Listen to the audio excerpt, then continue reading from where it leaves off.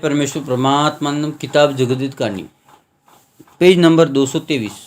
क्योंकि संसार के लोगों को तुम बनी अपने राक्षस वश से दुखित मत करो। मुझको गरीब देकर तुमने दुखी किया, सो मैंने तुम्हारी चोरी को पहचान लिया, सो मैं ले गया, सो ये पाप तुम संसार के सामने और मेरे जीते जी छोड़ दो तो उभर जाओ। और संसार को तो मालूम नहीं, ये तो मेरे को दुखी किया, सो मेरे जीते जी नहीं छोड़ोगे। जब तो तुम संसार को, साधु फकीरों को और गरीब अमीरों को भुला दोगे और पाप साप नहीं छोड़ोगे, सो मेरे जीते जी नहीं छोड़ोगे तो संसार तुम्हारी औलाद तक गारत कर देगा।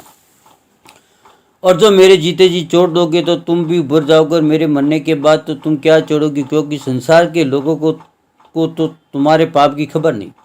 सो कोई तो ये कहने लगते कि जो बेईमान होंगे जिन्होंने चलाया होगा, कोई ये कहता है कि हमको खबर नहीं। जब मैं कहता हूँ कि राक्षसी भेद और ग्रह चाले की टिपना किसने चला, राग लो की कुंडिया बने जिसकी शोभा संसार में किसने चलाए, मरी और काल और जानवरों मनुष्य देखो रो किसने चलाए।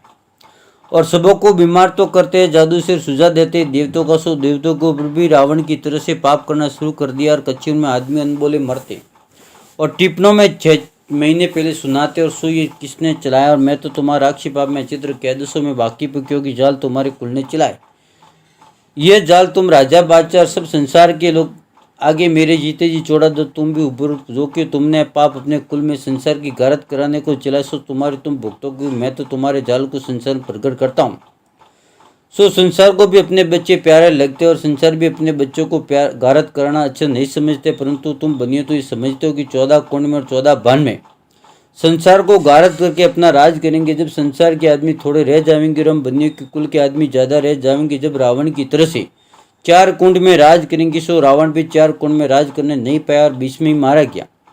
सो मैं तो शनिचर की तरह से परमेश्वर के वास्ते और संसार के बच्चे उभरने के वास्ते तुमको राक्षी पाप करने से मना करता हूँ कि पाप का करना छोड़ दो। सो तुम मेरे जीते जी छोड़ दो, तुम भी उभरो तो बनिए महिबान मुझ पर गुस्सा होकर गाले देने लग जाते हैं।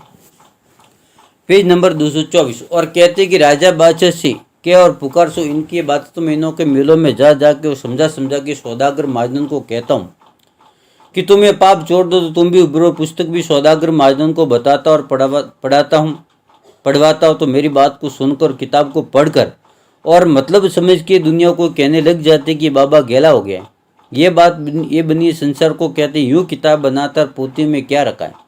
सो तुम संसार के लोग इस बात को अच्छी तरह से गौर करोगे। जा इन सौदागर महाजन के मेले भरते तो ये बेईमान अपने मेलों में इस वास्ते जमे होते हैं कि दुनिया के नाम का पाप कराने की सलाह आपस में सब मिल के करते। अब के साल में पाप करा के काल पड़ावी या संसार में रोग बीमारी करके मरी डाले, या किसी का राज घुमावे, या किसी तरह का पाप करा कि जिससे अनेक तरह की विघ्न संसार में फैल जाए। और ये ऐसी चलाए करने के वास्ते मेलों में जमे होते। फिर इस बात को संसार में 6 महीने पहले बल्कि 12 महीने टिप्पणों में सुना देते कि अब के वर्ष में ऐसा होगा। फिर गुप्ती पाप करने वालों को लिख भेजते। जब वो इस तरफ गुप्ती पाप बनिए कराते तो वैसे हो जाता। ये बात भी ख्याल करने के लायक है।